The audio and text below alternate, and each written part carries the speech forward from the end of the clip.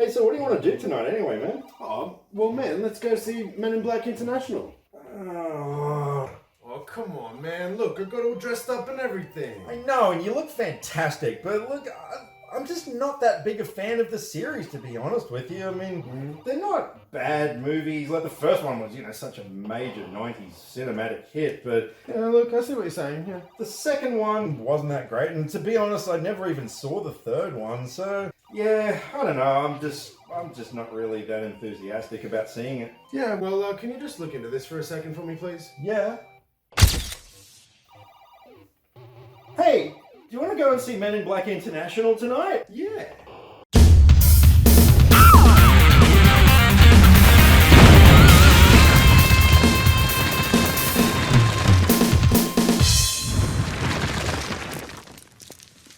Hey everyone, how's it going? And welcome to our review of Men in Black International, the fourth installment in the Men in Black series. Kind of a, well, people are calling it a spin-off. I don't know, I thought it was more of a sequel. Yeah, I think it's a sequel. Yeah, so this time around we've got Chris Hemsworth and Tessa Thompson reunited from the Thor films, of course, and they play agents H and M. Of course, all these agents have a single initial, and basically there's this really big weapon that can obliterate an entire solar system, and you got some bad aliens who are after it, and there's a mole in the Men in Black organization who they've mole who they've got to try and sort out who that is and stuff. So you've got quite an intriguing plot, which kind of fell flat on its face in my opinion. Look, I was not inspired by this film. Like I said in the intro, I've never been a really big fan of the Men in Black films. I don't know, it's just something about them that never really inspired me. I know that they do have their fans, I'm just not one of them. How about you? Yeah, look, I mean, I can sort of take or leave the Men in Black movie franchise for all it's worth. Like, they're a little bit of fun.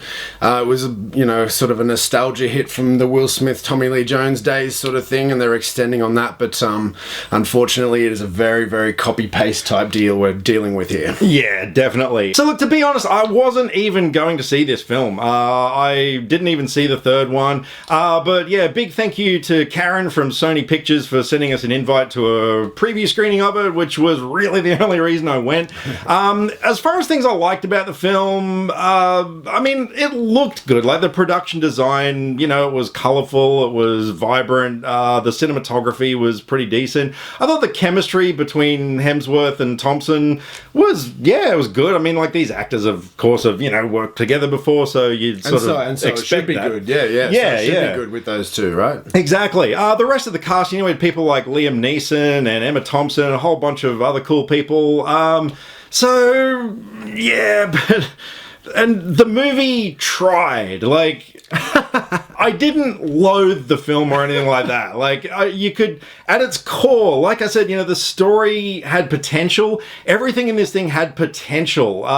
But yeah, for me, it just never struck home. Yeah, that's true. And again, that's just the whole copy-paste thing that they're doing with a lot of franchises, like another Hemsworth movie, back to Ghostbusters, even though it ended up being good. But at the end of the day, it's still a copy-paste type thing. Yeah. And that's exactly what we're dealing with here. I would like to start off by saying this is a really good kids movie. So that's the type of vibe, hopefully, they were going for, because that's what they've nailed. But anything above sort of entertaining children, it does fall flat on its face a lot. Yeah, there was a row of kids behind us, like 5-year-olds or something, who were giggling, a lot of the things in it. And I was kind of sitting there thinking, like, yeah, okay, I'm not really enjoying this film, but they really were. So, and I think if you're a hardcore Men in Black fan, you're probably going to find something in this. But for me, there was a whole conglomeration of little things that bugged me throughout the whole film. Like, normally you can have nitpicks and everything, but for this movie, they just merged into this one giant thing that bugged me. Like,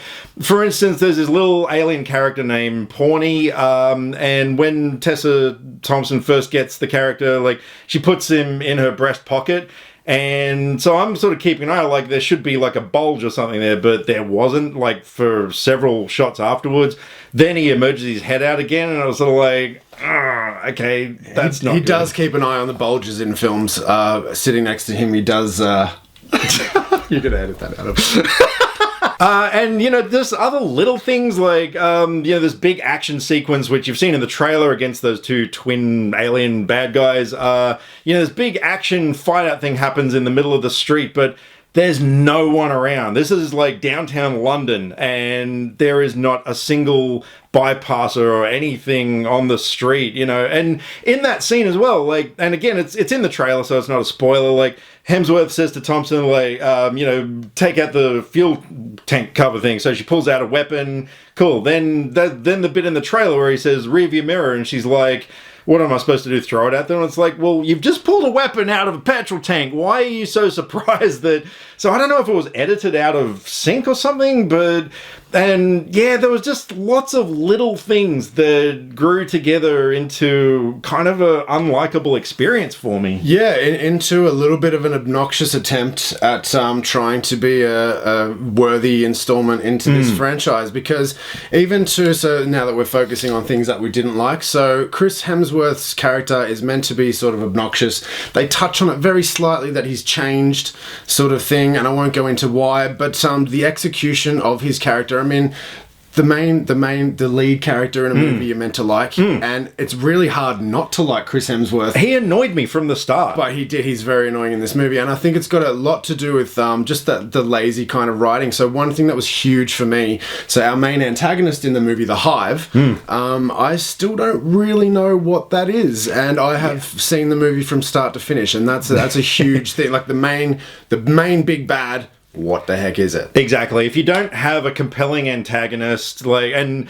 I mean, we're not talking about just sort of, lukewarm Marvel villains or anything like that. Like, this was just, what is it? Like, it's never explained really or anything like that, there's a twist in the film, like, as far as who this mole is. And look, I'm terrible at predicting movies because I don't try and think ahead. I just focus on what's going on. But even I called it, like, the moment they were like, hey, there's a mole. I was like, oh, well, it's that character. And yeah, it was. Yeah, it's out of one or two people, and it's not one of those two people. Yeah. So it's the other one. Exactly. Look, I was really surprised because this movie was directed by F. Gary Gray, who I love most of his stuff. Like, this guy did Straight Outta Compton, a 90s action movie called The Negotiator with Samuel L. Jackson and Kevin Spacey, which was a brilliant film. Like, this guy can do action, but this film I just thought was really underwhelming in the direction. Like, there's a nightclub scene where, all the background extras are all dancing around, but worst extras ever. We were just not convinced. And it's kind of weird when you're looking at people dancing in a nightclub, but it takes you out of the scene. Yeah. Like, I'm watching these people, I'm like, they're just... someone's called action and they're just moving around. Like, they just weren't moving around. It was literally these ones, and they're meant to be dancing convincingly in a nightclub. And no, they weren't. Yeah, I was sort of half expecting the camera to go by and have someone look at the camera or something that was that bad. But yeah. And there was even an entire scene where Hemsworth's character is having like a card game with some aliens, and none of those characters ever came up again in the entire film. Like, that entire scene could have been cut out. It was completely irrelevant. So one thing I wanted to chime in on there is that this is meant to be, like an action comedy, and a lot of the comedy in there again is tied to Chris Hemsworth's like obnoxious sort of manner, and it's not funny at all. And I notably sort of noticed that the first big laugh that came from a huge cinema full of people was about halfway through the movie, where one character in particular comes into play, and that was the first. I was like, oh wow, what's that laughter? Yeah, I totally agree. Yeah, and then it really only happened another maybe 2 or 3 times in the whole flick, and it's meant to be a comedy, and it just fell so short. I think I chuckled once or twice. Like, I didn't even really laugh, Yeah. But yeah, there was a lot of lazy screenwriting as well. Like, the start of the film, Thompson's character, when she's a kid, she meets this alien, and I won't spoil anything, but later on it was sort of, factored into the script. It spoils itself. Shoehorned in just for convenience, which, was kind of terrible. Yeah. So, I mean, we've got a lot of negatives about this movie, but a couple of things that I was trying to think of things that I could be kind to this movie about, and there was really only two moments for me. One is a really obvious moment where Chris Hemsworth picks up a really small sledgehammer. Yeah. And there's obviously a throwback to like a Thor joke, which was handled pretty badly, but at the same time, it was pretty funny. The other thing is actually just a really nerdy little tidbit. So I actually did homework and I watched most of the 3 Men in Blacks before this one, just to sort of bring myself up to speed. And in one of them, I can't remember which one, there's a cameo from Michael Jackson, who is begging someone to be Agent M. And so our lead actress in this is very Jackson-esque. She could pull off a LaToya or Janet type deal, and it notably struck out to me that she sort of carried the torch for MJ being Agent M and looking very similar. But like, that's a stretch. Yeah, that's a stretch. Look, so I'm the same, but like I said, it's the kind of movie that, even though I was bored through it and everything, like, it was hard to really hate the film because you could tell they tried, I mean, there were some things that were okay about it. Just, overall, it's not the kind of movie that I would probably ever see again. I wouldn't tell people not to go see it, It's not necessarily a bad film, if that makes any sense. It was just extremely underwhelming. So, look, I'm going to give Men in Black International a 3.5 out of 10. And so my rating for this movie, I'm going to give it a 5 out of 10 because I can't think of a movie that I've seen recently that is this middle of the road. Mm-hmm. So it is, like, looking wise, the aesthetics, it's all shiny, it's all modern looking and whatnot, but it lacks a lot of substance. And sort of, we bring it up a lot. For every good thing, there was a bad thing here, and it was just so evenly down the middle of the road that I only give it a 5. But great kids movie, so if you've got kids, I do recommend taking your kids for this one. Yeah, absolutely. And like I said, if you are a fan of the franchise, you're probably going to like it. I think. I don't know. I'm not really qualified to tell because... Tell us in the comments below. Yes, exactly. So look, if you guys have seen Men in Black International, and like I said, go check it out, make your own minds up. Let us know what you thought of it. And thanks very much for all the feedback on, like our thing now that like I've suddenly got a sidekick on my channel. Look, you guys have been saying some really great things, and we genuinely appreciate all the great feedback. So thank you very much. And so stick around, there's plenty more movie reviews coming up soon. Getting to see Toy Story 4 early this weekend, so there'll be a review for that. We're going to see Child's Play, the remake, next week, so who knows which way that's going to go. I'm not expecting too much there, but we'll see how it goes. And in the meantime, yes, if you have seen Men in Black International, let us know what you thought of it. Drop us some comments either here, Facebook or Twitter. All the social media links are in the description below because we like to talk about movies and we would love to talk about movies with you. Catch you next time. Click subscribe to stay up to date with all the latest movie reviews. Skynet will be taking over any day now, so what have you got to lose? Nyah.